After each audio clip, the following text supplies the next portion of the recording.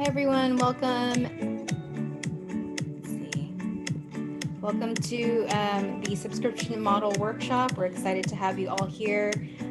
We're just going to give a few minutes for some last minute stragglers to come in. While we are waiting, please go to the top of your Zoom and there is an annotate button and you should be able to stamp where you're coming in from. So few options, annotate, and then stamp, and then you should be able to put a little star or heart on where you're coming in from.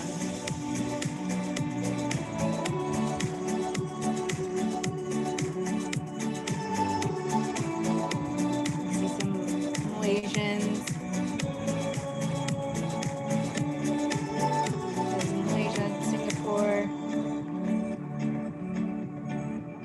Welcome, welcome.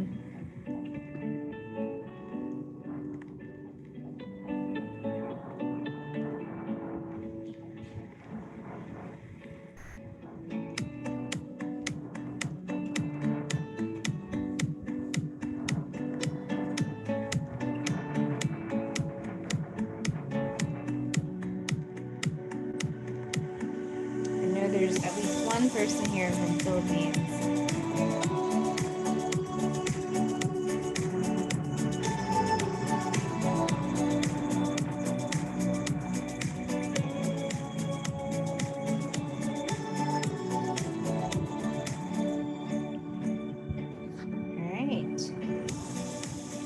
We'll give a few more minutes, but right now we'll just have Wayne do a little short introduction about TBN. I think almost everyone here is familiar, but I know there's also a few folks that are new, so we're just going to do a short introduction and then we'll get started.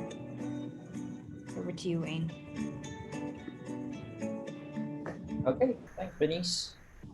Wow, very nice. I like how you faded out the music. Okay, very warm welcome, everyone. Glad to have you with us. This is one of the more requested workshops within the Sept program, so that's why we are here today. Because quite a number of the social enterprises would really like to find out how you can pivot your existing business models into more from a one-time sale model to something that's a bit more subscription-based, which I'll let the facilitators go into more details. You're here. This workshop is part of our Sept program series. So Sept stands for Social Enterprise Training Hub. I do see quite a number of people who are actually from this program, but we also have some of our friends from the expertise network side of TBN Asia. So just as a very quick reintroduction, TBN Asia is a non-profit where we try to build an ecosystem for social entrepreneurship because we believe in combating poverty through business-centered approaches, or our tagline is tackling poverty through poverty Venice. Now I'm stuck. Poverty through enterprise. that combating poverty through enterprise. Sorry, I'm still having a bit of a post conference trauma right here, right? So very warm welcome to all of you guys. So just to give a bit more of a background, the Sept program is not done just purely through our TBN Asia team, but we also have very meaningful partnerships. So in this case, Deloitte is one of our corporate partners who have come on board to provide us with some form of expertise support. So this is one example of a great workshop that is put together, led by our partners at Deloitte, where they'll share more from their expertise point of view on what are some of the in their domain. So in this case, we are very delighted to have with us a team of experienced facilitators who will share with us more on the subscription business model. So with that, I'll hand the time over to our lead facilitators for today. Tanya, over to you. Thank you, Wayne. Welcome, everyone. Thank you so much for joining. We're really excited to have you here and to take you through this workshop today about subscription businesses. We were just doing a little exercise to see where everyone is located. So is everyone stamped on here? Anyone who still wants to stamp? It looks like most of our participants are in Malaysia. Oh, in Malaysia and in Singapore. I don't know if these hearts here were by mistake or people are really here. Either ways, let's move on to our next slide.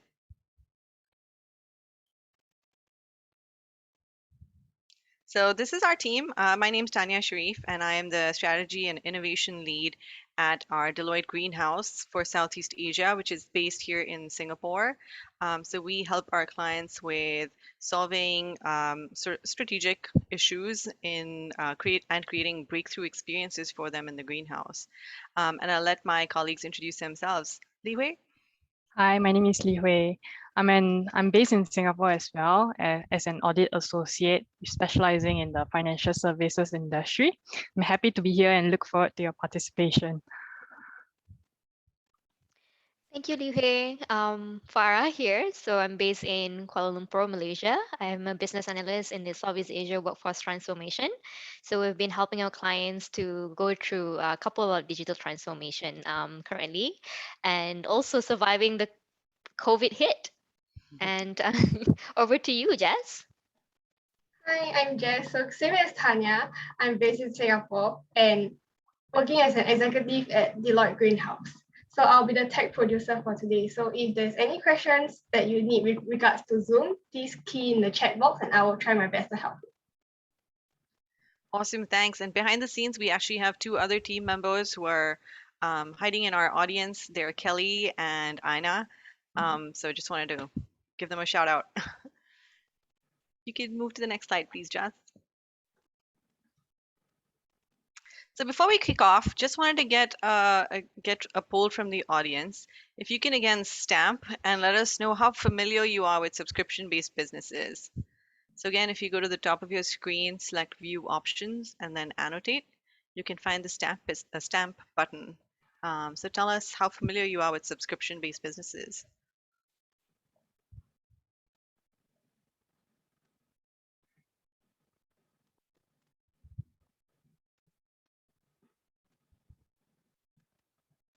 Awesome. I see 3 stamps.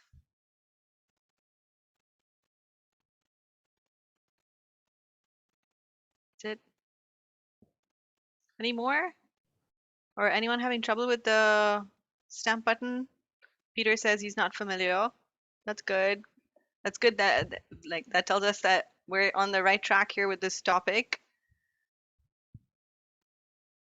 All right.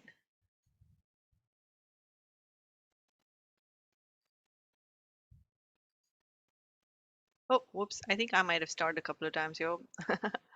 All right, well, great. Looks like most people are either not familiar or are thinking about starting subscription-based businesses. So you're in the right place. We're on the right topic for today. So excited to take you through it. Jess, could you take us to the next slide, please? So what's in store for us today? Angeline says, still need to learn a lot. Yes, great. Hope we can help you. So we're going to kick off things with a little energizer so that we get to sort of meet everyone a little bit virtually. And then we're going to talk a little bit about what a subscription-based model is. And Liwei is going to take us through that.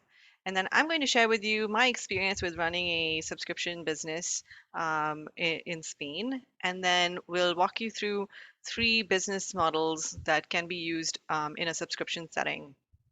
And then we'll come back to do a plenary sharing where we'd love to hear a little bit more from each of you about what your key takeaways are from the session. And we have a little close. So that's the plan for today. Does anyone have any questions? Please drop them in the chat and we'll be happy to help you. So to make the most of our virtual environment, first of all, participating virtually in workshops. We've all been doing this for about a year, so it's still just a relatively new environment. But please, can we ask everyone to turn on their video so that we can make things as engaging as possible? I'm going to give you a few seconds to turn it on. If you can come online, that'd be great.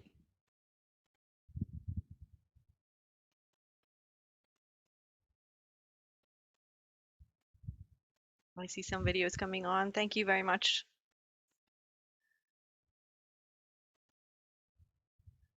Can we get a few more? I know you can do it.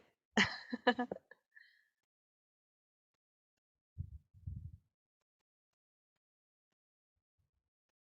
few more. All right, I'll give you some more time. Thank you.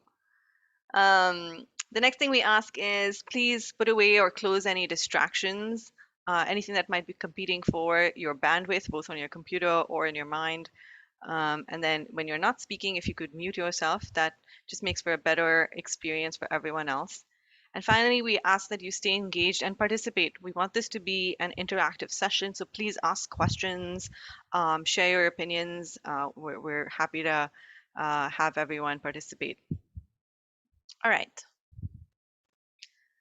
Just a quick little intro to Zoom. So some of you have used the stamping tool at this point, but if you go to view options on the top and select annotate, and then select format and change your font size to 14, and you can choose whichever color you like, but also select bold. So when we do have a share back later where we will ask you to put some comments on the screen, you can put in one comment or one idea per text box. All right, so you see some of the instructions on the screen. All right, now that we have some of the administrative stuff out of the way,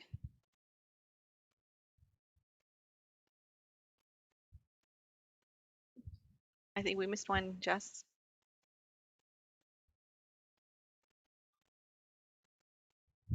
All right, so we're gonna do a quick little intro activity. If everyone could stamp their name by a quote that speaks to you.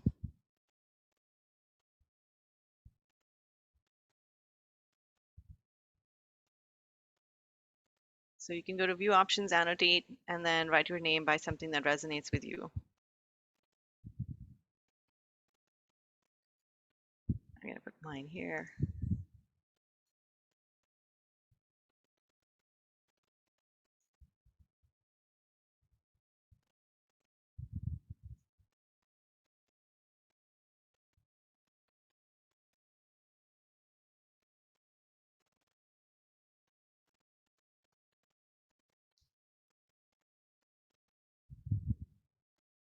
Okay, I see some of them coming on. Peter, I saw your name near the Never Give Up on a Dream, but then your name has disappeared. Would anyone like to share one that they stamped or wrote their name on? Norelina, would you like to share why you chose that one? Okay, because since we started business, we've been inspiring others. So to inspire and to teach are in our DNA. Thank you. Awesome, thank you for sharing. Melissa, you said be who you needed when you were younger.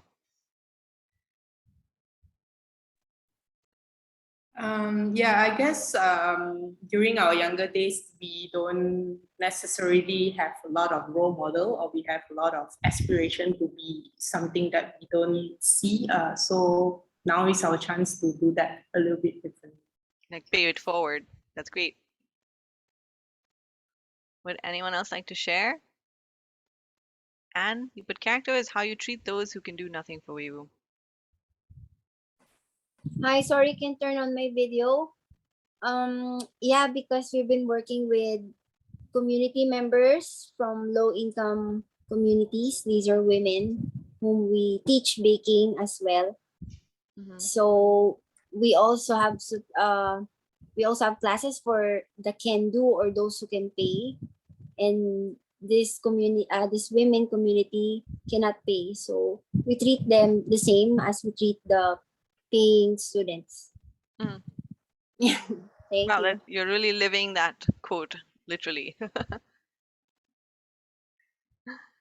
All right, well, thank you for sharing. I wish we could get everyone to share, but since we're a bit short on time, we'll move on to the next one. We wanted to take a quick picture of the group. So again, if I could request more of you to turn on your cameras, we can get a quick group picture of everyone at the workshop today. All right, Jess, are you going to take the shot? Tell us when you're ready. 1, 2, 3. All right, thank you.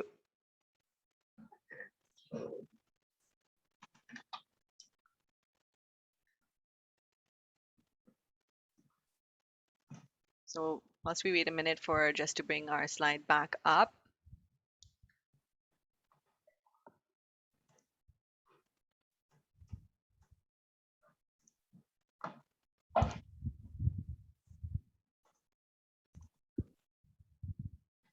Can you guys see? Yes, we can. You can move to the next slide, Jess. Thanks. So finally, we're on to our subject, which is what is a subscription-based model? Would anyone like to share what your understanding is of a subscription-based model so far?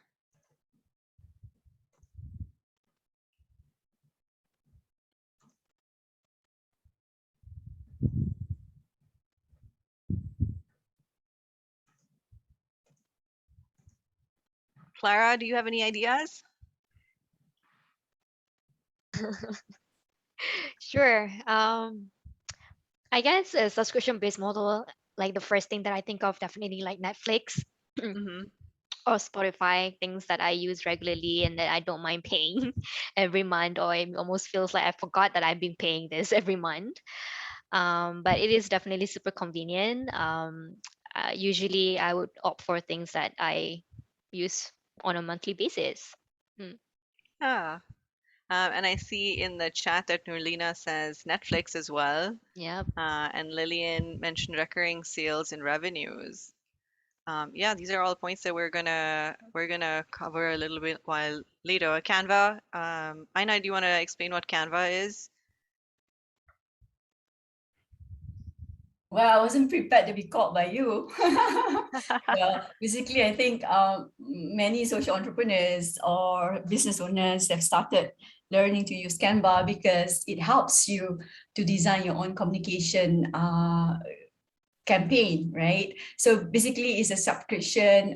You can use it as a free account, but then you realize that what's really interesting about Canva is they lure you to use their free account. After a while of using it, and then you started seeing the restriction, and then you said, okay, I better get on the subscription so that I'm able to use the features that enable me to use in designing my communication material.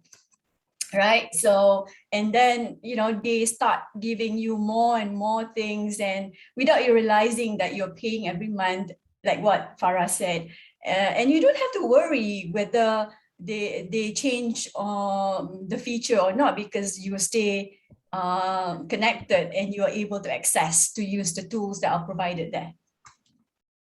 Yep. Thanks, Aina.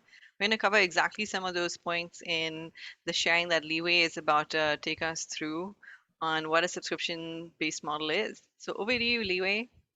Okay, Tanya.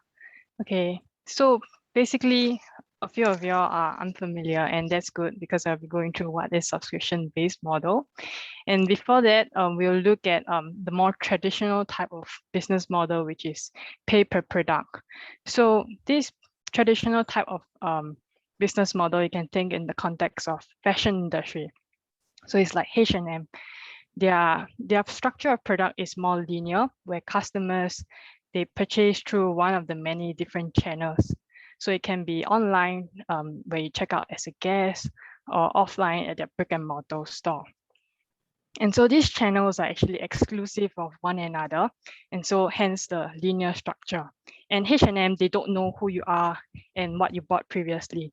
So they're unable to actually connect the dots and like personalize your experience for their customers or users. And the relationship is really like one-off. Whereas for the new business model, subscription-based model, we have an example here, which is Style Theory, which is a startup in Singapore, where you pay a monthly fee of about $59 a month, and you get 3 pieces of clothes every month, where you get to pick and choose as well. And you can choose to get it delivered to your house within 2 to 3 days, or you can pick it up immediately at their store the next day. So they have this multiple different channels, be it through their apps, their websites, or their physical stores. These channels, they interact with one another, and hence it's like a circular structure, and it's really like a whole ecosystem surrounding the subscribers. And so the relationship is recurring because they know who you are. They're able to collect their customers' data and know like, oh, what are their likes and dislikes, and customize and really provide the best customer experience for their subscribers. And their goal is to actually acquire you as a partner on an ongoing mutually beneficial relationship. And then next we will look at what is subscription-based model, the pros and cons.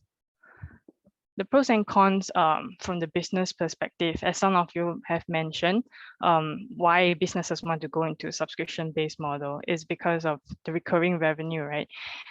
Because you're paying it every month or yearly, and so the revenue is predictable and steady, and it's good for valuation, especially for startups. And secondly is to really be able to collect data and generate insights, like the example for style theory. So previously you may have picked like a few clothes, and then they may give you suggestions like, oh, you may like this as well. So it makes the users feel seen and important. And lastly is this power of default. Some of you mentioned like, oh, you forgot about paying for this certain subscription, right? And so sometimes it's just because of a monthly gyro fee that you're paying, or you just simply get deducted from your credit card, and it's just so you forgot about it. And it's also because there's this sunk cost fallacy where customers, they have actually make this initial expense and they feel like, oh, I'm obliged to consume with you, and they just stay with you and didn't even consider your competitor. But what are some of the pitfalls and obstacles that businesses should take note of? And the greatest fear is actually the churn rate. So one example is Straits Times, which is a Singapore news outlet. So in the past, there's this traditional daily delivery of newspaper to your house or your doorsteps. So it's also similar to a subscription-based model, but they are unable to actually innovate and remain relevant. And so their churn rate was super high, and they are unable to take advantage of this recurring revenue. And next is the pricing model. It's difficult to get the right pricing model. So keeping with the same example for Straits Times, they actually tried to have some online subscription news, digital news, but their pricing model is they only have two different pricing models, which is a basic one for $15 a month, or a more premium one, $30 a month. But how are these simply two different type of pricing model able to cater to a wide audience? So how about students with lower purchasing power? Are there group access where everyone can access to the news online at the same time? Or what if I'm busy on weekdays, is there a weekend access? Or if I'm doing research, I just need a day pass, is there such options? So the idea is to really just conduct a rapid A/B price testing within an acceptable time frame to find the right pricing model for your different types of users. And lastly, I think this one everyone should avoid at all costs, which is unclear billing or difficult cancellation process. Instead of having scammy tactics of like hiding your cancellation button just to keep your customers, instead you should ask them why they are leaving and try to win them back. And one of the personal experience that I have experienced with regards to this is because of subscription-based model, there's this 1 month trial period for ClassPass, which is a fitness app. when I tried to cancel, I had to Google on like, oh, how do I actually cancel? And when you Google ClassPass, the top few suggestions are actually how to cancel, how to pause membership. Whereas for another online service that I had a trial period on, which is Skillshare, a learning platform online. 1 week prior to the expiration of the trial period, they actually emailed you and asked, oh, your trial period is coming to an end. Would you like to stay with us, or are you thinking of leaving? If you're thinking of leaving, why are you leaving? So you should end it on a good note if your customer wants to, and so that they will think of you if they ever need the service in the future. And so next, which is the pros and cons from the consumer perspective. So why people subscribe and why people cancel. And there are 3 main reasons why people subscribe. Is because of convenience, novelty, and exclusive access.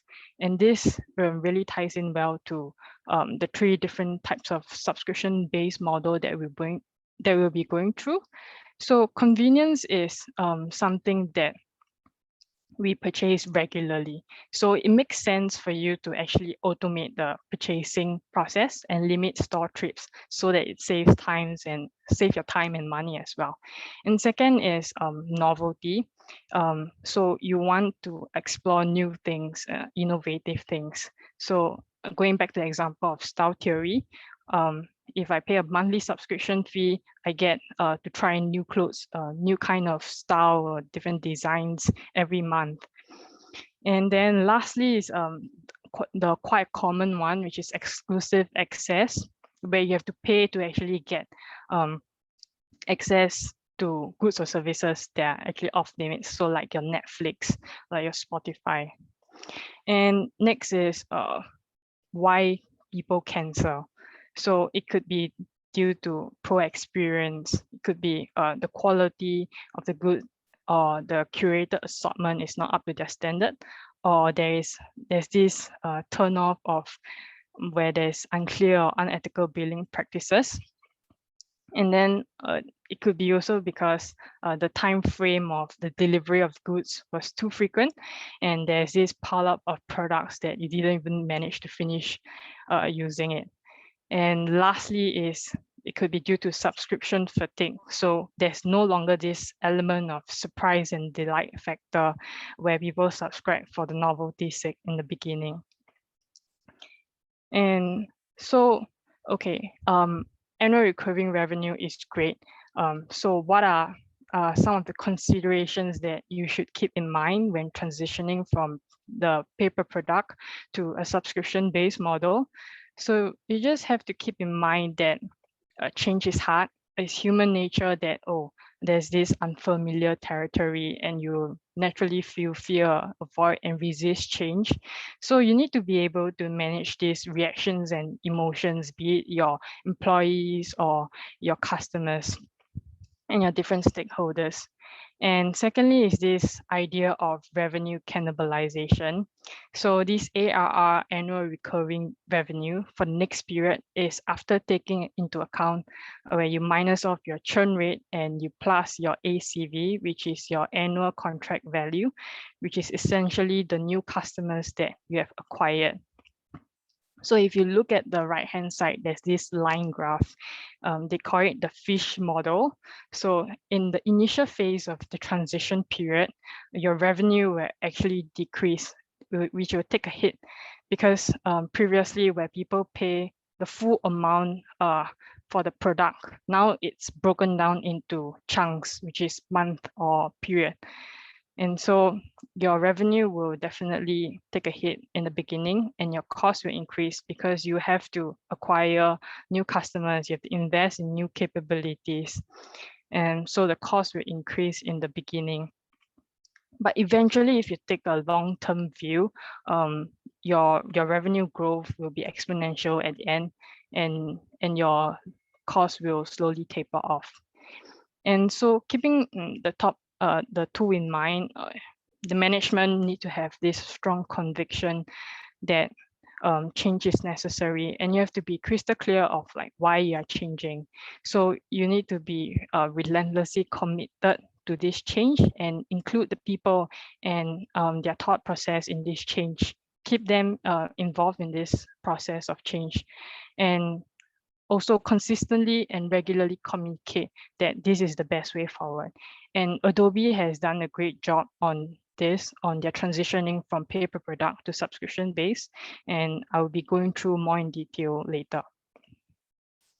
And now I will pass on the time to Tanya to share on her personal experience, which will be more interesting than the theory. That's a high bar.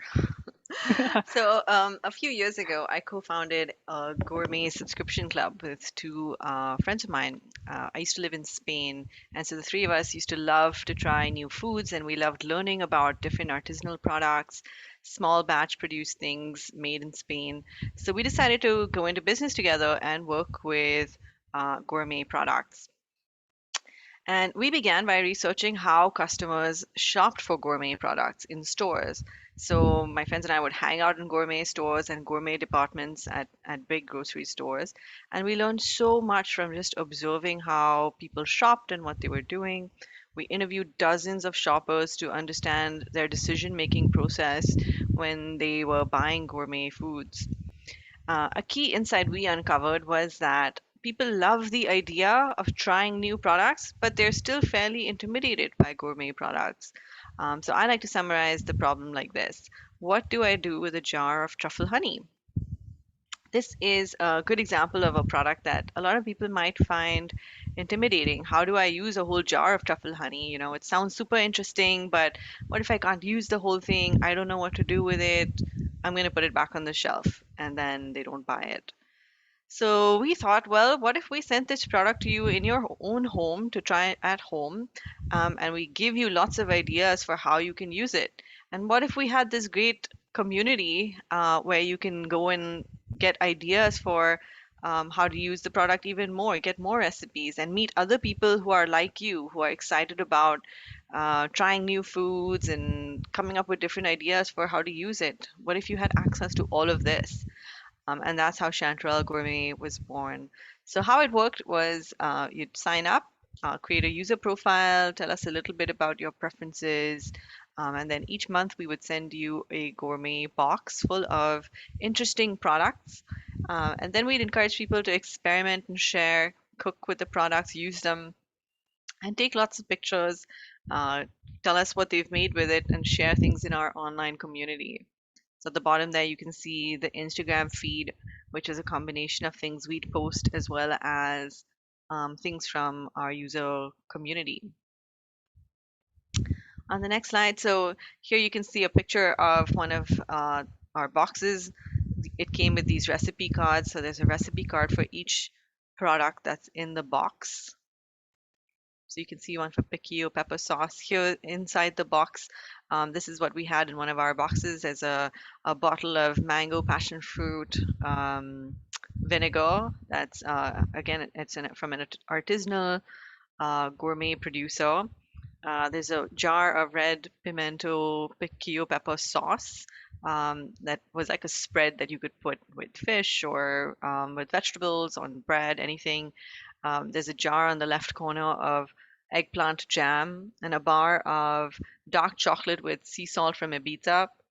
And finally, a jar on the right side, a tin of adobo spice mix made by I'm proud to have a friend who is a spice artisan. Her name's Spicy Julie, and that was the spice mix she made for our box. So on the next page, you can see again online there was just more recipes for how you could use the products in the box, and you could click around and see the recipes, comments, put pictures that people were posting online. So next. Another thing we found, to keep the community going, keep the community interested, was we had producer stories. So each of the products, we knew where they came from, who had made them, how big their companies were, sort of what's the story behind the products that we were putting in the box. Next.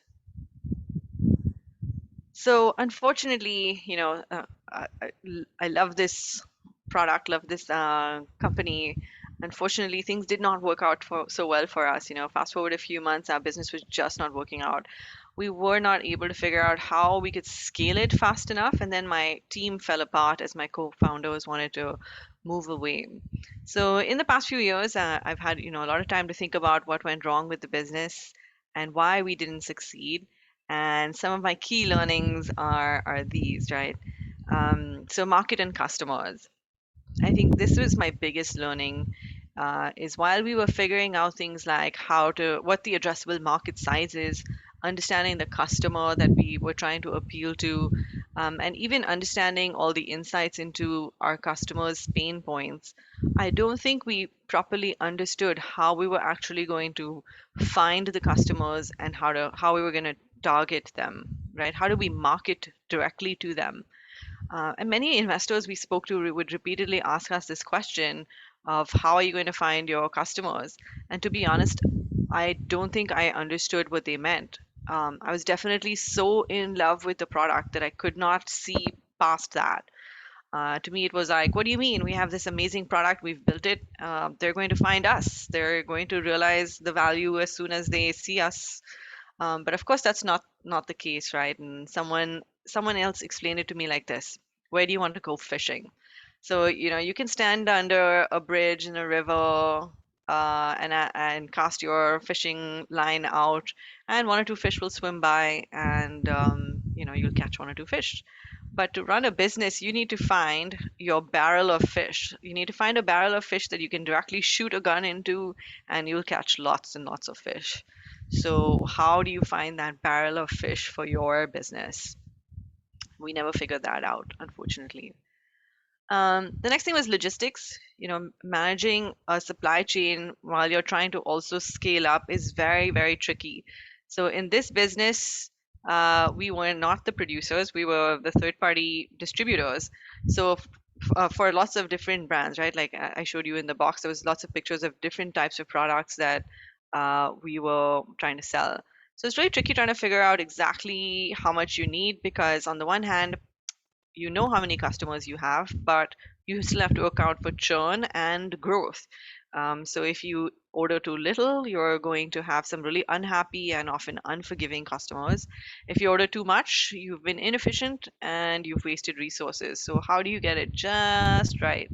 You kind of have to be the Goldilocks of inventory management. One company that actually does this really well is a company called Boxu. It's a subscription company that specializes in authentic Japanese snacks, and it's based in the US. So one of the things they do to manage their inventory is created an online market. So after they've ordered products for the boxes, they put the excess products in the online store, and then they definitely customer favorites they also keep in the store. So that's one way they have found to manage their inventory. Um, and then finally about community. Of all the things we did, I have to say I was most proud of the community that we built. How people helped each other out, the tips and recipes they would share. Everyone was so excited to try things in the box and post pictures of the beautiful things they had prepared. So coming through that community and learning about our producers, sort of going through that, thinking a little bit about farm to table and things like that. I love that we were able to create a community that people were really engaged in. I've seen this often about subscription based businesses, that people will come for the product, but they'll stay for the community. Another example of a successful company that's done this is Peloton. Maybe some of you have heard of it. It's an exercise bike company. They basically sell an exercise bike, right? Like our grandparents used to have exercise bikes. They've been around for generations.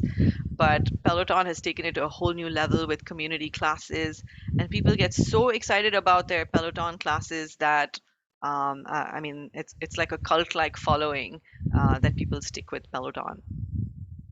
Anyways, these are some of my learnings. I hope that was useful for you. If you have any questions, please drop them in the chat. I'm happy to answer. Until then, we can move on to the next section. So actually, we went through an exercise to just identify a few different subscription businesses around Southeast Asia. Some of them are more international, and some of them are local to our region. We just wanted to see if any of you have heard of any of these or used any of them. You can stamp using the annotate option on here. If any of these are something that you subscribe to or you've at least heard of. Yeah, lots for Netflix.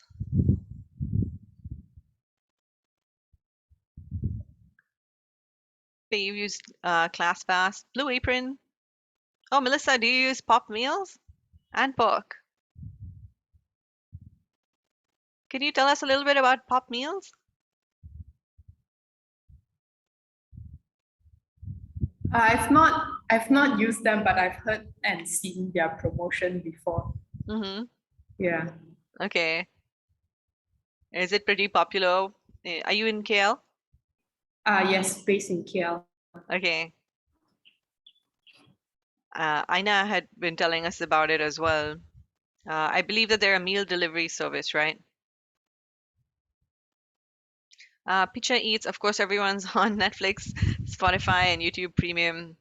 YouTube Premium is definitely something I've held out on subscribing to, but like I'm very tempted now because you can do it ad free, and I use it to play this shushing noise for my kids at night. But if you want it ad free, then you have to go premium. All right, so lots of different businesses here. Box Green, they sell healthy snacks. Atom and the Dot is actually for any parents in the group in Malaysia. It's a company that sends you toys as your kid is growing up. They send you different toys. ClassPass, yep. Does anyone subscribe to any of these that they would like to talk about? Maybe Picha Eats. Lots of people know about that one.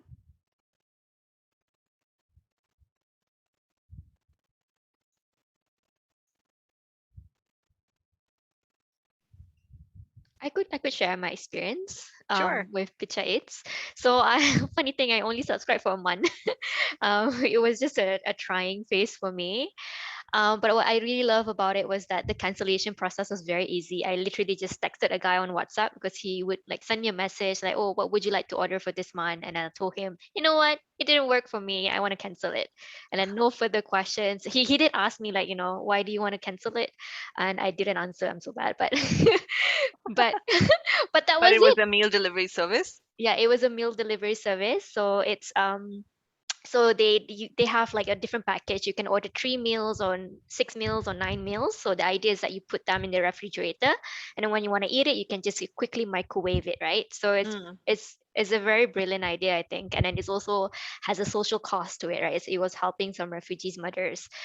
So I wanted to support that. I wanted to try their food because it was also very unique. It has like that Middle Eastern flavors and some Indian flavors to it as well. So the choices of the food were really great.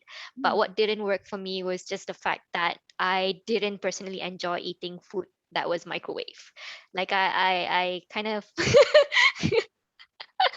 I don't know, it just doesn't feel like warm enough for me or something. It doesn't feel fresh, even though it tastes good. Like even though it was in my fridge for a week or so, and when I reheated it, it still tastes amazing. But it just doesn't feel freshly cooked, and I think that was just my problem. So, but I wanted to give it a try. But yeah, the one good thing about Picture 8 is their cancellation process, and their service was really good. Yeah. That's great. I love the sort of social value behind it Mhm. too. Anyone else have anything to share? No? All right. If not, Tanya, I we'll... think Yeah. Clara has a question in the chat. Oh, Clara. How do we control the cost of the boxes with additional packaging and information kit and ensure that the total price is not more than the individual prices of the products? Yeah, that's a great question, Clara, and one that you will definitely have to work out as you sort of test your pricing and what customers are willing to bear, right? So it's for you, you're looking at it from the operational perspective of sending out a box with this information, but the total value to the customer has to be something more than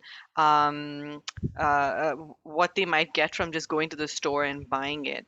One of the examples I'm going to talk about later with Sephora and Birchbox, there's nothing stopping customers who are receiving a subscription box with products in it from going out and buying them somewhere else if they wanted a full size product, for example, and you've sent them some samples, right? So how do you make sure you're giving them enough value? And it might be that the total value of the products in the box is more than so for example, if the total value of the products in the box is actually $40 and you're selling it to them for $25, that's where they'll see like, oh yes, that's why I really must have this product from this particular company as a subscription-based business, right? So you'd have to work out your pricing in a way to make it really appealing for them to stick with you. And maybe some of it is a loss of revenue upfront, but that's something that you can recover in the long term over their lifetime value with you as as their customer. They as a customer for you. Hope that answers a little bit. All right, can we move to the next slide? All right. Thank you, Tanya, for sharing your experience with us. I hope everybody had a good learning lesson. I for sure would definitely love to get like your gourmet box, especially during this COVID time where people are just like staying at home and like looking at new recipes to try. And if anyone has any questions for Tanya, just feel free to drop them at the chat box and we can potentially address it at the end of the session later as well. But over the next couple of minutes, we're going to go through with you 3 different types of subscription business models. And there are replenishment, curation, and access base. And so we'll be using case studies to walk you through these different types of business models. And as the facilitators will be rotating to share with you about these business models, we hope that you will keep these 2 questions in the yellow at the back of your mind. So there are what resonates with you and what can you take back to your business, because we will be circling to these questions at the end of the session, and we would love to hear some of your reflections and feedbacks after you hear about these business models. And so without further ado, let's go through the first one, which is actually my favorite, which is a replenishment subscriptions. So we'll be using Dollar Shave Club as a case study, as an example. But before we jump into the story of Dollar Shave Club, we just want to walk you through what is exactly replenishment subscriptions, right? So as the name suggests in itself, it really is a business model that allows customers to purchase the same items on a recurring basis. So typically this involves items like commodity products that you often use on a daily basis or a monthly basis that you can't live without. And some examples of this could be maybe vitamins, razors, I don't know, if you're parents, maybe baby diapers and milk that you would use often, right? And so the idea of selling a product that you know your customers use often or regularly could be appealing, right? Because you could never go wrong with that. You know that there will be a demand for it. But there are also other considerations to take into account before you just jump in and think that this would be the best business model for you. And so to illustrate that a little bit further, we're going to use Dollar Shave Club as an example. So here's just a short comic on the story of how Dollar Shave Club was founded, right? So for those who might not be aware of what Dollar Shave Club is, it's essentially a subscription business model that sends razors to your doorstep on a monthly basis at a very reasonable price.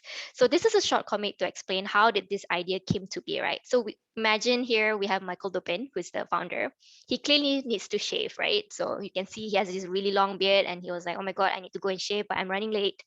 And so his experience was that he went through like grocery or pharmacy stores, and then he was really kind of not so happy about the overall experience of buying a razor, because oftentimes I think in the US, maybe not applicable in Southeast Asia, that a lot of these expensive razors are often locked behind on a shelf or behind the checkout counter.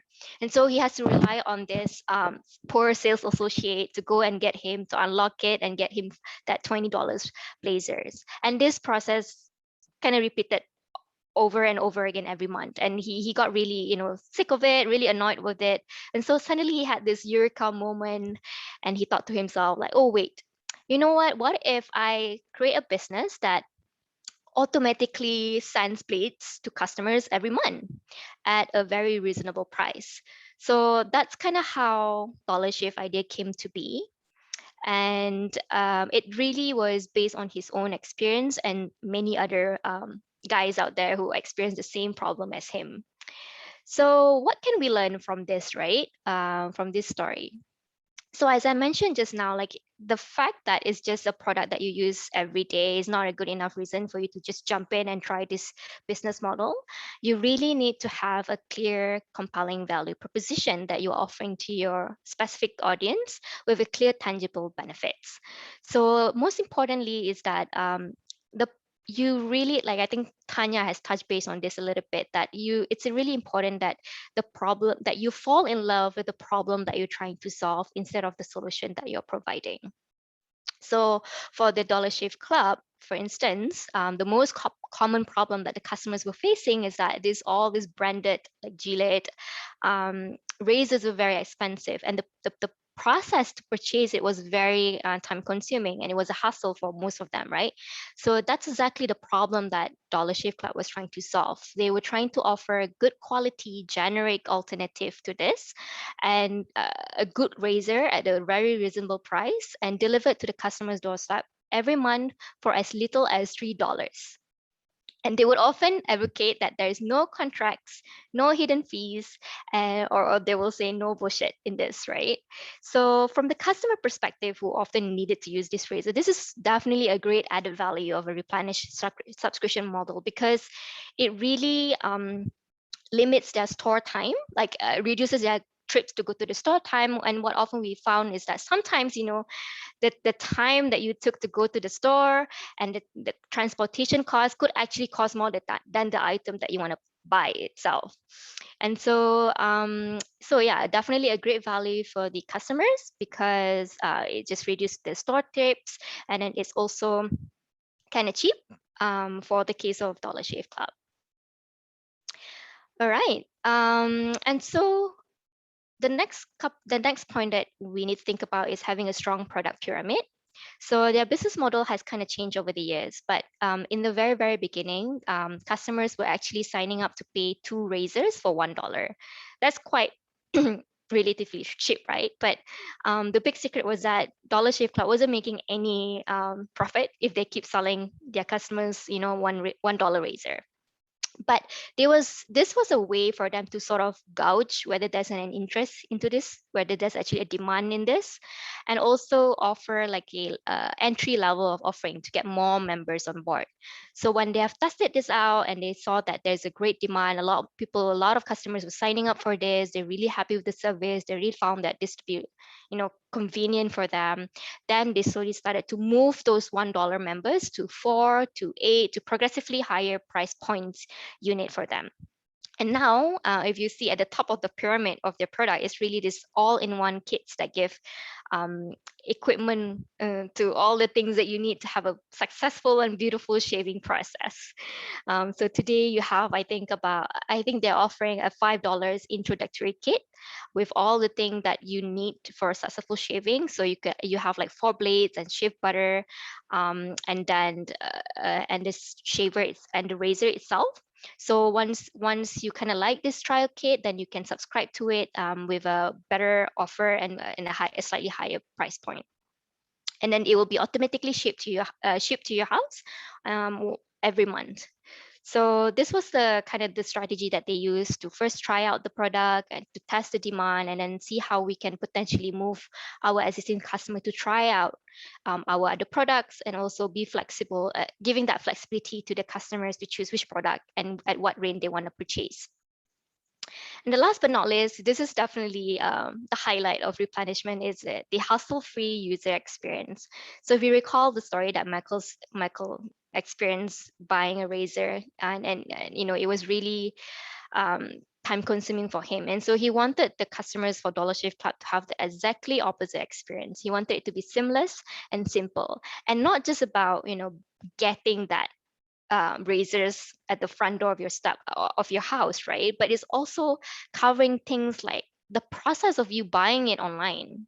And I think these days people have been talking about, like, even when you think about trying to make a transaction to something less as little as click as possible will be fantastic, right? Because after, like, if you need to do 5 clicks, and people will just like start not buying the items already because it's just too much to think about. So with Dollar Shave Club, they've actually invested a lot on the user design for their website, but mainly it's just trying to ease the process of buying the product itself. So now for Dollar Shave Club, with only 2 clicks, you can already get your first box of supply. So that was that was the highlight of their business model. So with that, I would like to pass back to Tanya on the curation-led subscriptions. Okay, so the second type of businesses that, or business model that we're going to talk about are those that are curation subscriptions. So what is a curation subscription anyway? To put it simply, it's basically when a brand sends their own selection of curated goods to the customer on a regular basis for a fee. Jess, could we go to the next slide, please? So oftentimes the customer first lays eyes on their products during their monthly unboxing, and that results in this delight of discovery from the brand's perspective. And from the brand's perspective, sorry, it's often an opportunity to teach the customer a little bit more about these items. So what's the value proposition for a user, right, who's receiving a curated subscription box? There's I'd say one of the biggest value propositions is that of discovery. Subscriptions often remove the friction around the discovery process. So if you were to do a simple search query online for a particular product, you might generate more than 200,000 results. But with so many nearly identical products to choose from, how does a customer or a shopper make a decision to buy? So curation helps to cut through some of that noise and helps people discover targeted products that they might be interested in. So one example of a company that does this is BarkBox. It's the picture on the right. It's a company that sells you basically a customized box of themed toys and treats for your dog, for your pup. And they send you a box every month. In each box, you'll get 2 toys, 2 all natural bags of treats for your pet, and 1 chew toy that's curated according to the monthly theme. So their theme might be around, for example, Space Jam the movie, or it might be around a Barkfest box, like things themed around breakfast. And basically what they're doing is introducing customers to new products for their pets, and that they don't have to think about it, right? The customers don't have to think about it. Every month this box shows up, and they might get introduced to interesting brands that are making natural things for their pets or interesting toys. And if they like them, they can always go to the website and buy more of those products. Another element is surprise and delight in the value proposition. Customers want to be wowed, and the sort of surprise and delight element of not knowing exactly what you're going to get is often an exciting prospect. But there is a little bit of a dark side to this, and Li Wei touched on this a little bit, that the novelty factor can wear off. And how are you going to manage that? How are you going to continue to keep your customers engaged? Community, I talked a little bit about this in my Chanterelle Gourmet example, but on a very deep personal level, most people are ultimately looking for a connection, and community helps them to find that. So whether it's connecting with other pet lovers or other foodies, the value of a community is huge, right? It's a way that you can use to reduce your churn, and it often helps to keep your customers. It helps them to stay.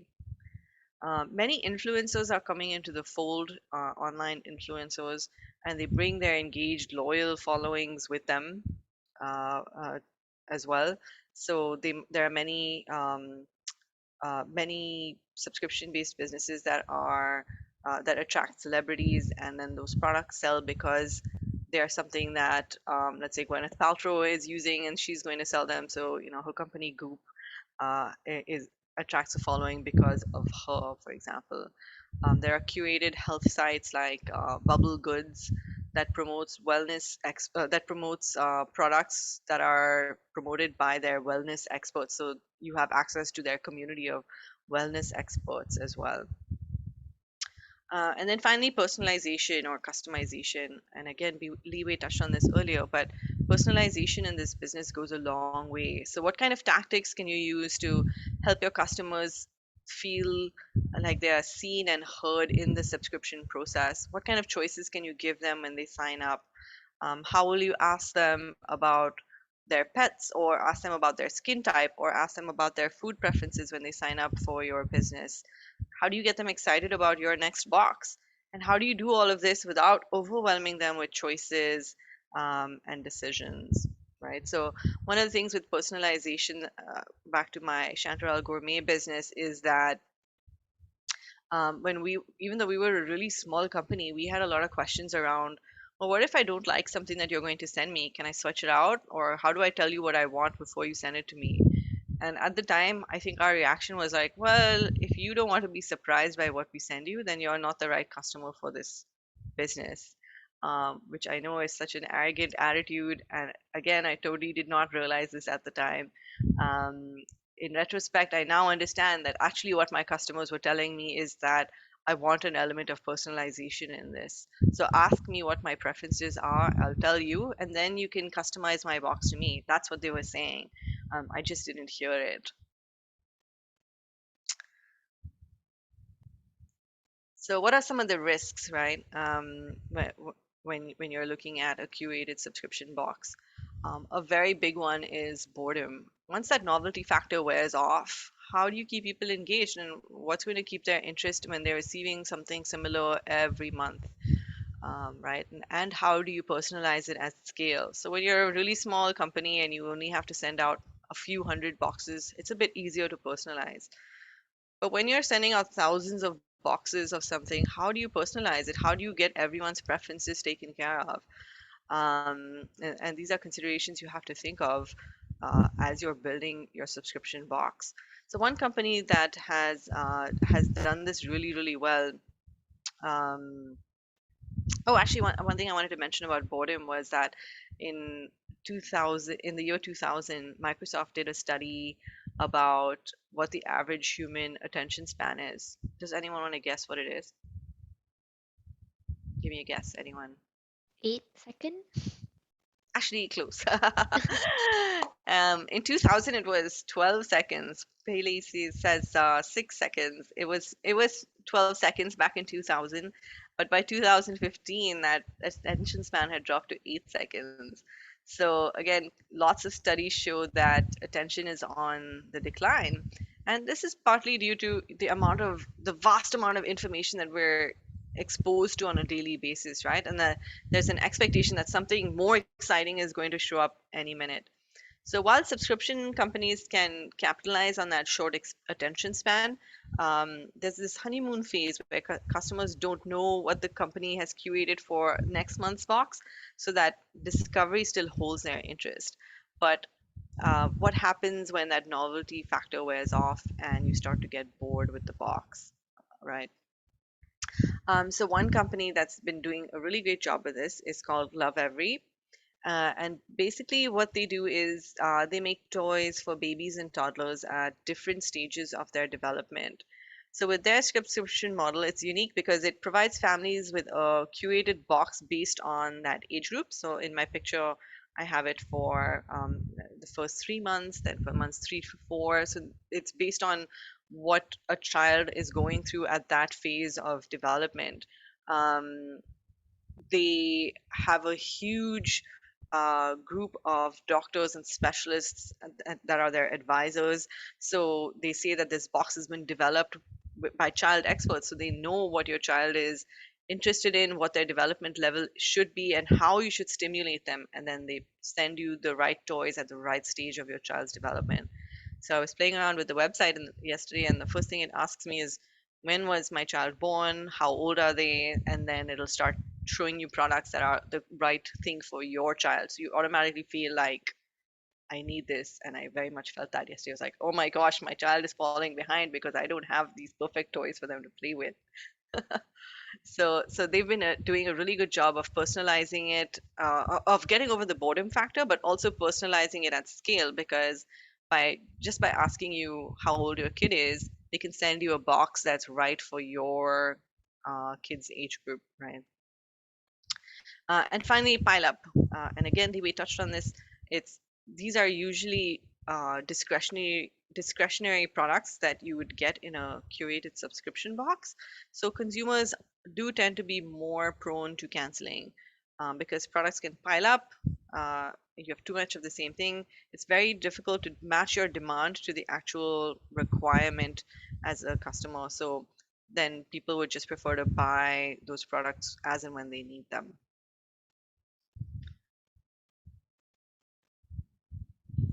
So a case study I wanted to also talk about is called Birchbox. Maybe shake your head if you've seen Birchbox, or give me a thumbs up. Have you heard of Birchbox before? Okay, Birchbox is uh, uh, Birchbox is essentially the pioneer of what has become the subscription economy. All right, for what used to be $10 a month, now it's $15 a month. Birchbox would send their customers a monthly box of beauty samples, and it's tailored to your personal skincare and hair care needs. So even though it's a really simple idea, and I'm sure many of you know an equivalent of a Birchbox in your local markets, it was a simple idea, but they were solving a pretty big problem in the beauty industry. Until it came along, there was no way for women to experience the fun of discovering new products at home the way that you would do it at a uh, department store beauty counter. In fact, the key insight that the founders landed on was that when people walk into a beauty store like Sephora, you opt out of making a choice to learn more about a particular product because there's just so much to choose from. You're overwhelmed, right? So instead, if you got 4 or 5 samples at home, you can really sink your teeth into the new product, really see how it suits you or it doesn't suit you, and then you can decide if you want to buy the product in a full size of that item they've sent you. So customers can go through and discover products through the subscription, and then they can purchase with confidence on the site. So it gives customers the confidence to engage with the beauty industry. So it really resonated with customers because at this company, which was launched in 2010, was eventually valued at $500 million. So why did it work? So here are some things why I think it worked. One is it had a huge appeal to customers, right? That they really nailed the problem or the pain point of their customers. The Birchbox founders created an exciting product that consumers were so excited to talk about. Every month they'd get this box. It was exciting to open. Everyone wanted to share what they had gotten, share it with their friends. Their customers became their biggest advocates. This discovery of new products, and trying new things, new people were being introduced to new products as well as brands, and that was the entire intention of the Birchbox founders. This element of hyper personalization. Initially, of course, it was all about the surprise and delight right when they started. But over time, as they collected more information about you, the products became more and more customized. The company itself became more sophisticated in what kinds of things they could send you. You can choose some products, other products are chosen for you, and things like that. And finally, a sense of community. This idea that in their community they have lots of blog posts that talk about beauty trends. You can learn how to use different types of makeup, for example, or men's grooming products. It's all in their online community. And what stands out to me is how all of these things are linked, right? The sense of community comes back to its appeal to consumers. People want to be able to talk about this product they're so excited about, because it's hyper personalized. They love the discovery aspect even more because they know what they're getting in the box is going to be targeted to their skin type or their hair type, etc. Not everything's been smooth sailing for this company. It's still a tough business to be in. The founders often say that the goal was never the selling subscription boxes themselves was not the heart of the business. The goal was to get customers to buy the full-sized versions of the products. So they don't necessarily make a lot of money out of sending you just samples. The problem with this is that there's no mechanism to make the customers buy products directly from Birchbox, right? So you can get these samples in Birchbox and love it, and then walk into Sephora and buy the full-size product from them instead. One way they've gotten around this is sometimes they do exclusive partnerships with some of the brands, and if you want one of those products, then the only place to buy it is Birchbox. There's also nothing stopping Sephora or other beauty stores from launching a subscription-based box, right? And that's exactly what they did. So Sephora mimics this exact Birchbox experience, and their product is called Sephora Play, and you can get a box of samples from Sephora that basically copies Birchbox. It's a difficult business to be in, but really the pioneers of the subscription box model. Over to you, Liwei. Okay, thank you, Tanya. So now we are on to our last type of subscription-based model, which is access-based. And so access-based is like what I've mentioned previously, is you pay to get access to the certain products or service. So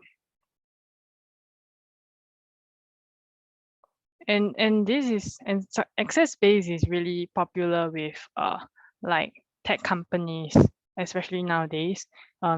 Is really popular with this freemium type of models.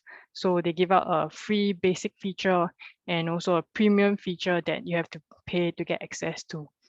And an example, a case study that we are going through is Adobe Creative Cloud. So in 2012, Adobe actually transitioned from their one-time purchase product, which is Creative Suite, to a software as a service, a SaaS model, through their subscription service, which is Creative Cloud. And the lesson here is really how do they actually ensure a successful transition, and transition wasn't easy. And they have to convince their user that, oh, this is the right move, and actually carefully pace their evolution. And this effectively reshaped its core business and they have since become like the leader of the subscription economy. And they are also they are one of the trailblazers to actually introduce this subscription economy. And so a brief introduction for those who are unfamiliar with Adobe is Adobe is a software used by graphic designers, and they can't live without products like Photoshop, Lightroom, Acrobat. And Adobe is really the key players and also the anchor providers of digital design software. And so there are a few key takeaways on how they are able to ensure a successful transition into a subscription-based model. First is to don't rush into a transition, and so people don't like surprises. And really how they manage this is to communicate with their users and shareholders a lot. So the Creative Cloud, the SaaS model, was released back in April 2012. And this subscription was actually released offered alongside their traditional software purchase, which is the Creative Suite, which was only retired like 5 years later in 2017. And their intention for this transition was actually announced as early as in November 2011, so about a year ago, before they released the Adobe Cloud. They have already announced this transition. And so nothing about this transition was a surprise, and they have even opened up dialogues to let people chip in and hear their opinions of this coming change. And so the second lesson is stand firm and set goals, because the petition, people actually petitioned to eliminate the mandatory Creative Cloud subscription model. And you can see that their transition was not met with like a big warm hug. And this petition actually garnered over 40,000 signatures on change.org. But their leadership, they were crystal clear on why this change is necessary, and they cited the reason like, with this transition into subscription model, they are able to deliver a more easily updated and a more secure and improved kind of service to their users on an ongoing basis. And most of the people who sign this petition are actually freelancers or hobbyists, where previously they only have to pay a one-time a few $1,000s to get the full suite of products, but now they have to pay like $50 per month for their whole lifetime to get the same amount of access.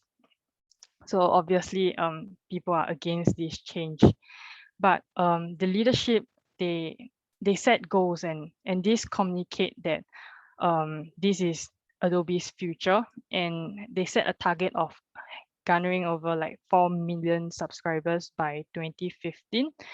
So this is in 3 years time, they want to gain 4 million subscribers, and this is a very bold statement to make. And so the conviction and commitment was there by the management.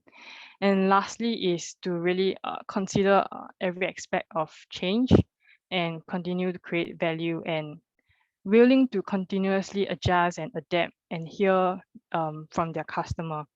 So Adobe saw this as an opportunity to provide entirely new product and service, and they did not cling on to a status quo or try to change as little as possible. They took this as an opportunity to actually reinvent and reintroduce its products and offerings. And they also listened to their customers who signed the petition, and actually offered a cheaper package, which is a photography package, where you can get access to Photoshop and Lightroom as at a cheap price of $9.99 per month. So they listened to their customers and adapted accordingly. And actually, Wayne is a user of Adobe before and after their transition. So maybe you can invite Wayne to share his experience on this. Sure. Okay, I'll share my experience as an Adobe user on 2 levels, both from a company level as well as an individual level. Because my previous company, we were doing a lot of digital marketing and a lot of design work, right? So it's very interesting how Adobe look at this whole thing, because as what Deloitte alluded to, they used to sell box sets, right? And as far as box sets is concerned, you realize that there are actually 2 competing mindsets. The first one is, as an individual, if I buy a box, it's mine to keep forever and ever, right?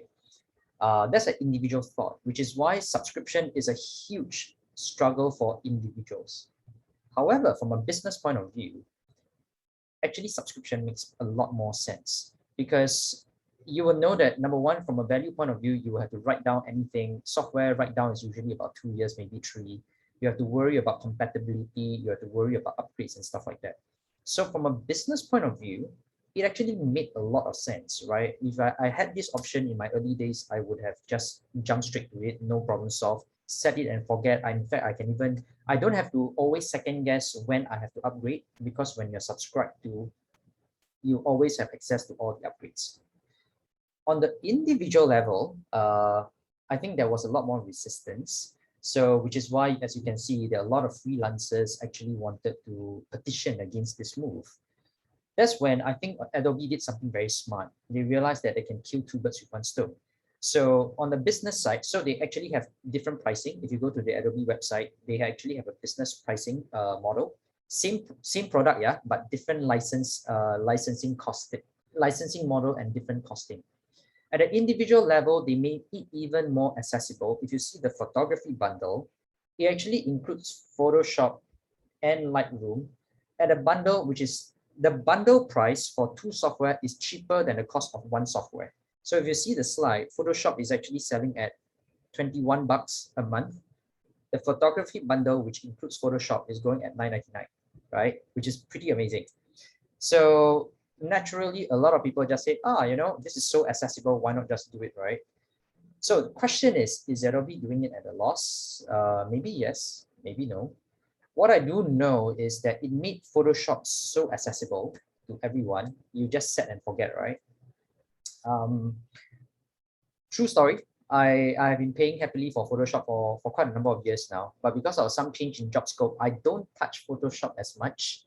I don't use Photoshop as what I used to do. And for 9 months, I actually didn't quite open it up. I have been happily downloading the latest update and upgrade and stuff like that. I even have Photoshop replacement software, which is a one-time purchase, but I still, my subscription is still rolling for the past 1 year, even though I don't really actively use it. And it really highlights the power of a subscription software because the default is already on, right? So if I want to cancel it, I have to manually log into my account, go to Creative Cloud, and then say that I want to disable this, I want to discontinue. Too much work. So yeah, so this is something that you tapping into the power of default inertia. It can actually take you quite far. So there's also a lot of creativity around how Adobe did this, because they started launching this about almost 10 years ago, and they have refined it, taking into consideration feedback, how to segment the market. I think they have really nailed it as far as pricing and business model is concerned, that caters to every single level, every single segment of the market. Back to you, Li Hui. Thank you, Wayne, for the sharing. It's very interesting on the pricing model. I didn't even realize if Wayne didn't point it out. Yeah. Next slide, Jess. Now we are back to the plenary sharing. So keeping in mind the 2 questions that Farah actually asked us, Tanya will bring us through this plenary sharing. Thanks, Liwei. So essentially, from the 3 business models that you just heard, what resonates with you? You know, what stood out to you from the 3 different types you just heard about? And on the right side of the screen, if you can write, what can you bring back to your business? What are some elements you've heard today that you think might be useful to you in the type of business that you run? So again, if you go to the top of your screen, select View Options, Annotate, and select the text box this time, you'll be able to type in and share with us some of your thoughts.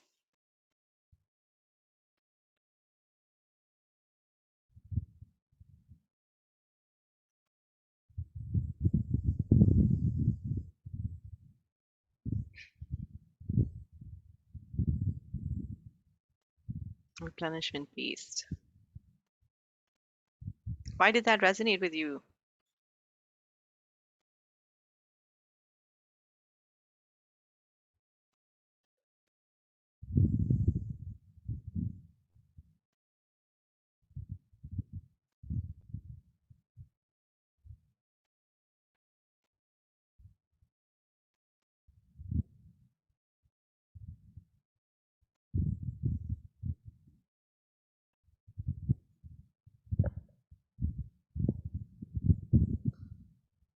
Melissa, was that you that put the replenishment based on the left side? Yes. Oh, can you share a bit more about why that resonated with you? So we are from a social enterprise called Langit Collective, and we predominantly sell heirloom rice and organically grown spices. But we do serve a more premium sort of niche market. And in the past 2 years, we've been testing out subscription, but not on a very recurring basis, but more like a 3 months package. So we do see that pattern of meeting our consumers' replenishment timeline, and then putting out that offer again and again. But our challenge has been more on the platform and also operational side of things. So we acknowledge that subscription is one alternative path to go, but our current e-commerce platform cannot cannot work with the subscription model. So it's something that we're trying to figure out, whether we have to be on a separate platform in order for this to work, or build a separate platform that can enable this recurring model and also the billing part of things. Okay, so it's more of an internal operational sort of problem that you have with trying to figure out how to make this a subscription, because it looks like from your testing, it seems like the demand is there. And it's a progression from being a first-time buyer to a regular customer, and then eventually knowing that okay, this is the new pattern, and then they will have the confidence to subscribe. Yeah. Yeah, that's an interesting model because there are some other brands out there that for the basic stuff, and actually Dollar Shave Club is also an example. They send the subscription is the basic stuff, and then the premium products are the ones that you buy separately. But you are already in the customer's ear, you're already in front of them, they know who you are. It's how do you cross sell or upsell them on the premium products then, right? Very interesting. Thank you so much for sharing. Someone has mentioned, I think it was Angeline that wrote about Curation, want to add baking toolkits.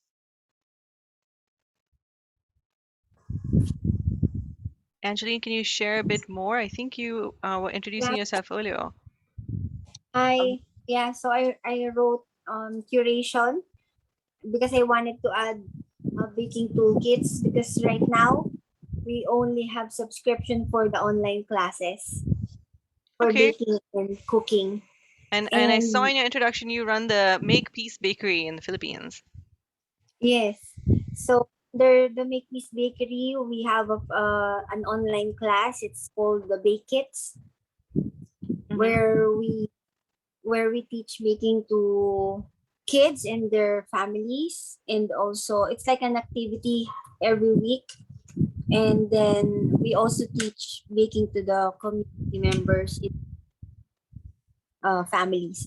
So we wanted to add baking toolkits. We have those, but I wanted to have a nice choice for them, because when they buy the class, they could also have a choice to buy a toolkit, like measuring cups, like now we have aprons and shirts, but not everyone wants to have our apron and shirt. So they're asking for, do you have these cute cups that you have before, the spatula, etc. So yeah, but that takes a lot of capital, huh?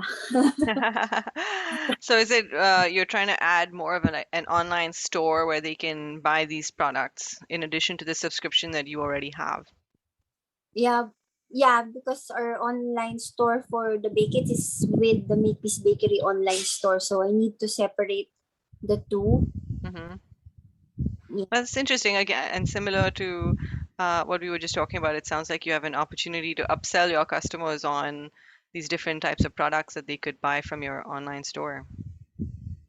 Yeah, we also have a subscription box, bread box subscription, before pandemic with the Make Peace Bakery. So yeah, every week we deliver bread boxes to those who subscribe.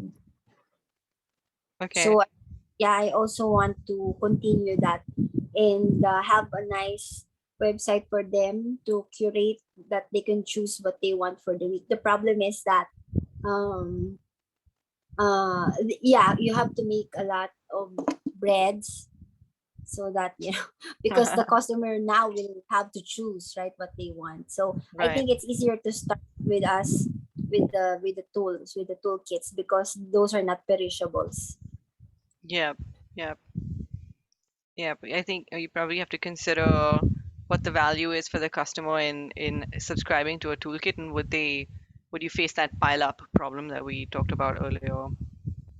Yeah, the pile up problem. Yes. Yeah. Thank you. So maybe it's the upsell opportunity for these products, because you're not going to want to receive baking products every month, for example, right? So, but the bread box idea is a good one. It's interesting. Good luck as you explore. Thank you so much. All right, what's the next one on here? Curation introduces both novelty and eliminates choice paralysis for users. However, for physical items that are not consumables, the pile up. Oh, something similar to what we were just talking about. Does anyone want, does the person who added that want to elaborate? That would be me. Sorry, the remaining part of the sentence got cut off. So curation is great for helping introducing discovery, right? And eliminates choice paralysis. Sometimes giving users too much choice is not a good thing. For those who are familiar with e-commerce and even retail, actually, choice architecture is a real term. So how do you introduce your pricing or different options so that users will actually respond rather than, getting thrown off by the breadth of choice?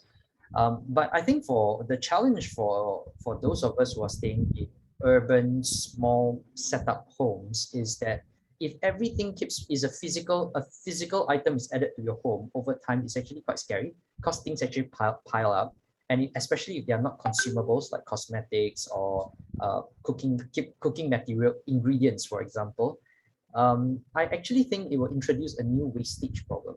So I'm not sure if there's any ways to do this other than the fact that you actually collect the previous set back. Then maybe there's something you can do there. So something to may have to think through for those who have physical products that are non-perishable or non-consumables. Yeah, it could definitely, especially with social enterprises, it's a great thing to be thinking about that because it will go a long way to, again, attracting your community and your tribe of people that will that are going to resonate with your product, right? Thanks for sharing, Wayne. Someone put a comment about people still want the community at the end of the day. Would the person who put that like to share a bit more?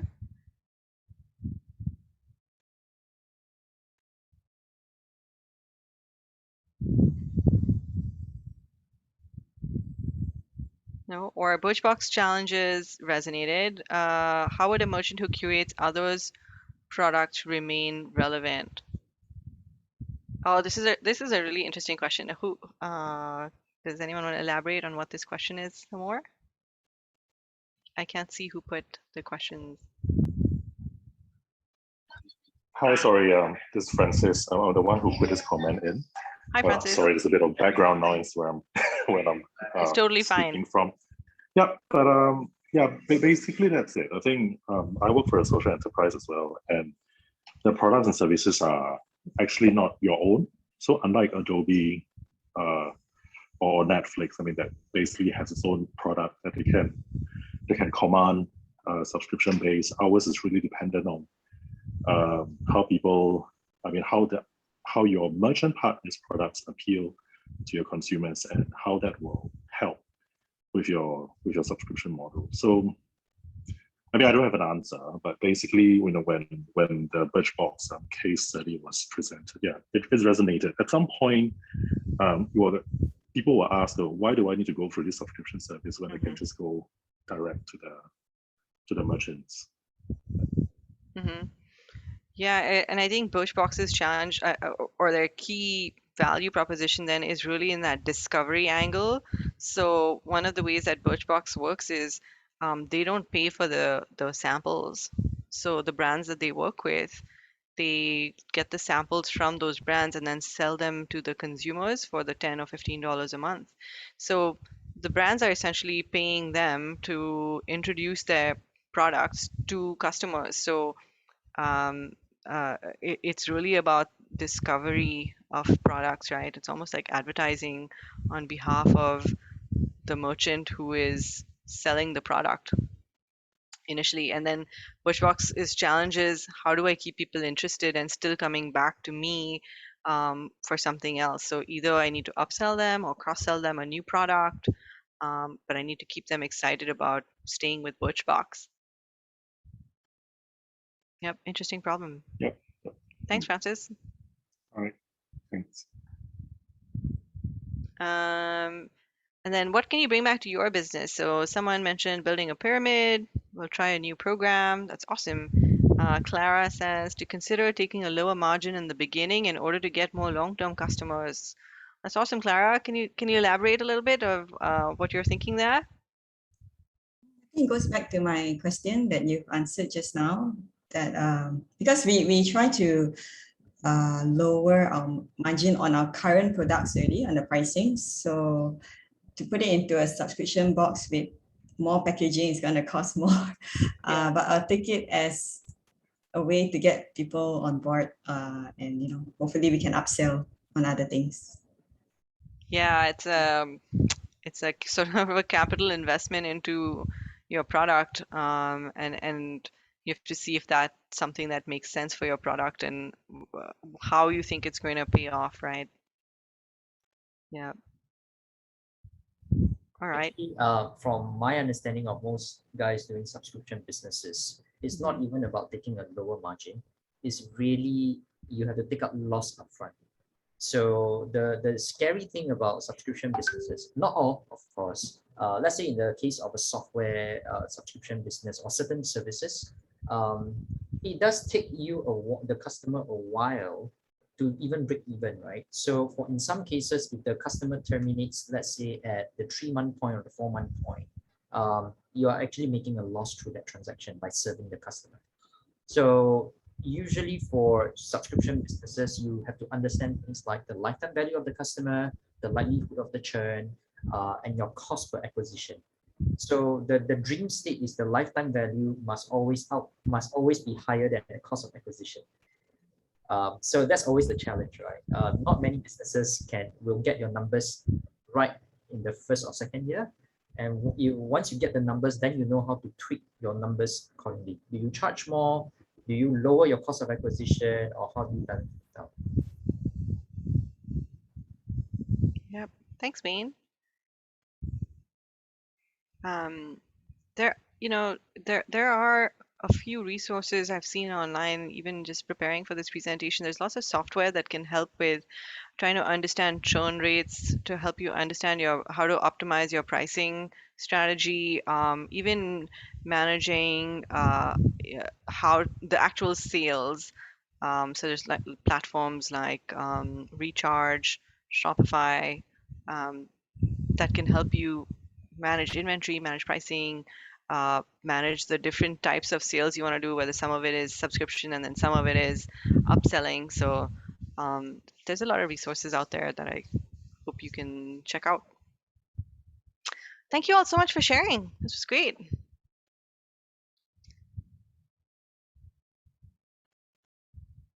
So just before we go into key takeaways, actually, does anyone have any other questions before we talk about this?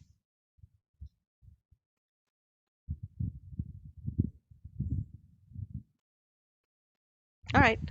Well, so some of the key takeaways, right? I think the number one key takeaway that we want you to get from this session is to ask yourself whether does this subscription business model make sense for my customer? This isn't just about you and your business. It's about what makes sense for your customer. Ultimately, your business model needs to make sense to solve the customer's pain point. And if your business model doesn't do that, if what you're providing doesn't solve the customer's pain point, then the subscription business is not the piece that's going to solve that problem for them, right? So you should only use a subscription-based model if it makes sense in the context of your customers' pain points. The second is to focus on developing great experiences as opposed to great subscriptions, because that's what's going to help you to avoid those high churn rates and will help you to accelerate both your growth and your profitability. So focus on creating amazing experiences for your customers. We talked about a few ways in which you can do that and how you can personalize, how you can create fun, exciting, engaging experiences for your customers. Ultimately, you're trying to do three things with your customers, right? You're trying to retain them, grow them, and get them to advocate for you. So how do you design experiences to get them to do just that? And finally, change is hard. Change is really, really hard. So talk to your customers, talk to your students, and get feedback often. Try to understand where they're coming from and be willing to pivot. So One of the ways you can do this actually is, first of all, let your customers know if you're going to go through a transition into a subscription-based model, and get their feedback. Get in front of your most loyal customers first and share this great news that you're going to, that they can now subscribe to your amazing products. And then gather feedback from them, and check in on analytics from them. For a select number of your customers, ensure that their subscriptions are working amazing for them, and keep testing new ideas that might come directly from them, to continue to enhance the customer experience. So that's it. That's everything we had prepared for you today, in terms of content. Before we end, we have a little survey for you on the next page. If we could ask you to scan this QR code, we have a short feedback form for you to fill out. The link is also in the chat.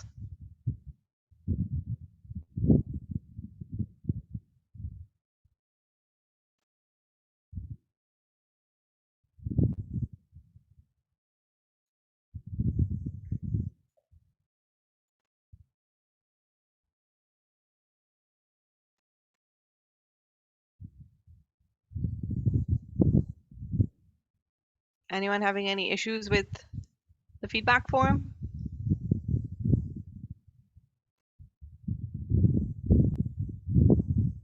Tanya, while everyone's filling it out, would you be able to address Melissa's question in the chat?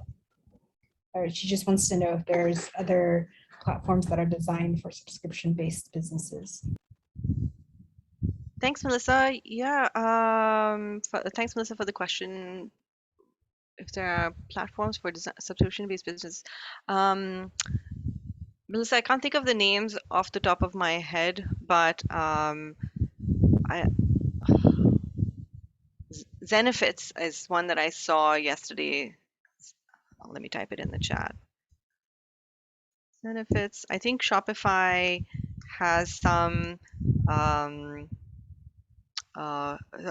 aspects that would be good for a subscription-based business. You can look at Recharge, which has lots of advice for subscription companies. These are some that I can think of. If I think of any more, I'll definitely pass on to Bernice to share with the group.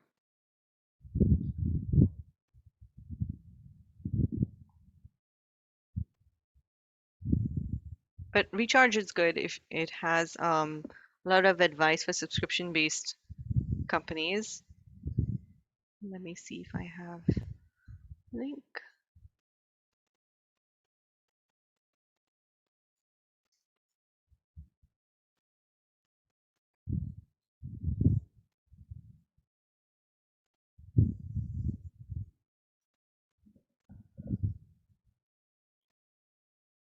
So I've just put the link in the chat for rechargepayments.com. Interesting provider for services for subscription businesses. I have lots of great information on there.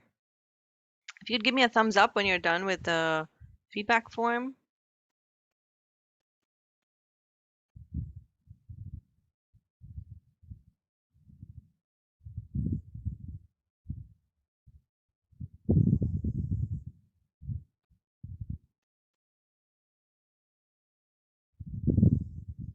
I see one from Francis.